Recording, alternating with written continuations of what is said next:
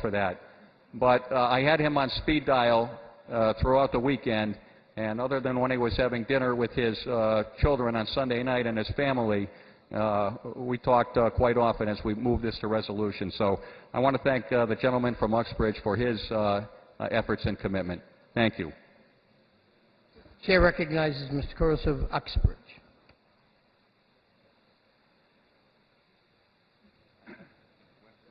Yeah, I know. Thank you, Mr. Speaker, and through you to the members. I rise today on the last day of the formal legislative session in strong support of the Conference Committee bill. First, I'd like to thank the Minority Leader for his confidence in me to advocate for the minority party's particular areas of interest in this bill. It's an honor to be able to serve on a conference committee on such an important bill and to do so as a freshman legislator. I'd also like to voice my appreciation to the gentleman from Chicopee, not only for his work and leadership on this conference committee, but also for his leadership as the House Chair of Economic Development and Emerging Technologies Committee. You made me feel welcome as a trusted member of the committee, and I appreciate the time you've personally spent with me during the legislative session. Through your actions, you've demonstrated that job creation is not a partisan issue, and that on this topic our parties agree on far more than we disagree on. Thank you. With respect to the Conference Committee bill, let me first take a moment to voice a disappointment, not with the bill, but with its timing. As each of us travels door to door throughout our respective districts, I'm sure the message that we're hearing is very much the same. From Pittsfield to Nantucket and every district in between, and that message is people need jobs. There's incredible dignity and pride to be found in a hard day's work. And to quote the Minority Leader, there's truly no better social program than a well-paying job. My disappointment stems from the fact that when I campaigned for this seat over 2 years ago, we heard the exact same message from our constituents, that people need jobs. So it's with a degree of frustration that while today we'll likely pass this broad-reaching jobs bill, that it's on our last day of formal sessions and not closer to the first day of formal sessions. The opportunity cost of inactivity can be huge, and I trust that this great body will increase our focus on jobs next session and leverage the momentum created here by the gaming bill and by this bill.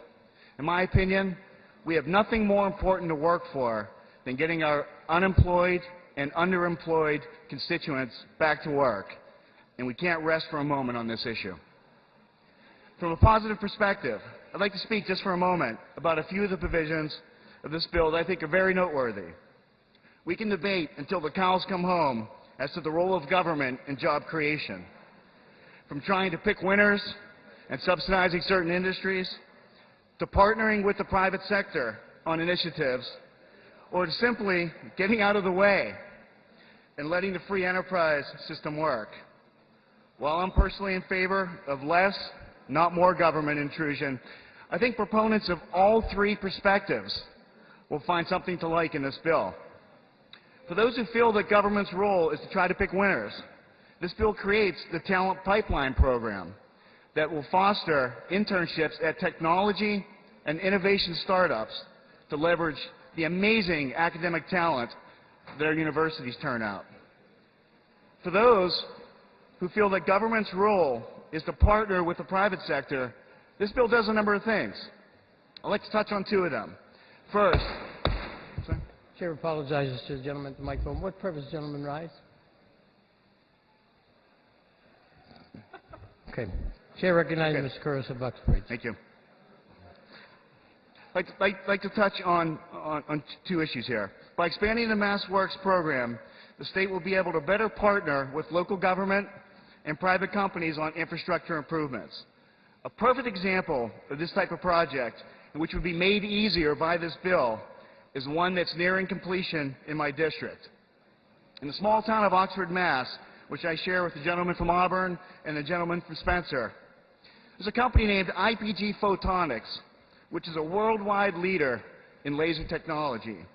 Their dilemma: they wanted to expand their campus by adding another building, but they were landlocked in their current location because all the free land on their parcel was being utilized by the leach field for their septic system.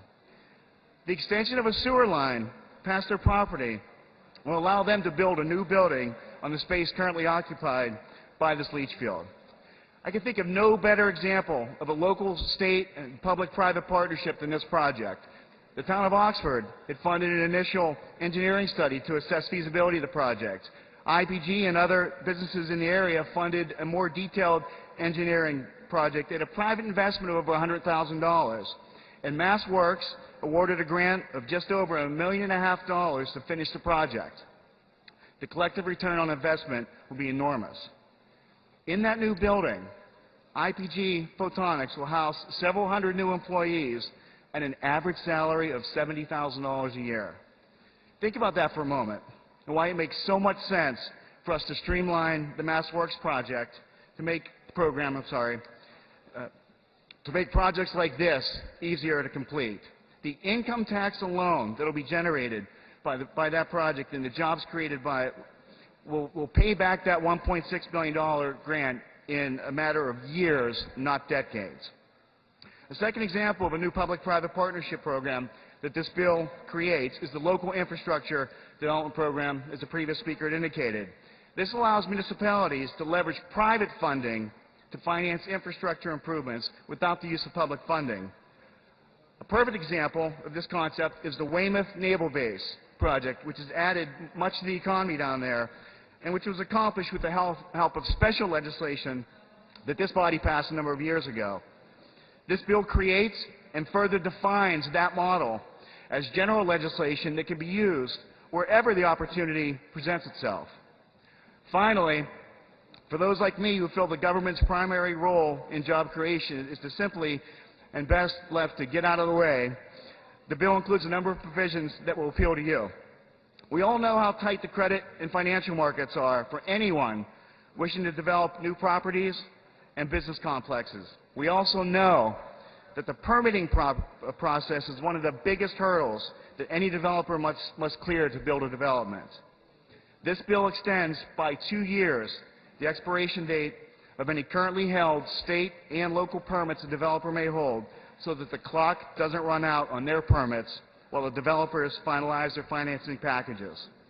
Second, this bill allows corporations to equalize their quarterly tax payments rather than having them front-loaded, which will help them with cash flow to free up more investment dollars earlier in a given year. And finally, this bill provides the long-awaited relief to new corporations. Currently, all corporations, regardless of age, size, and profitability, must pay a minimum of $456 a year in corporate excise tax.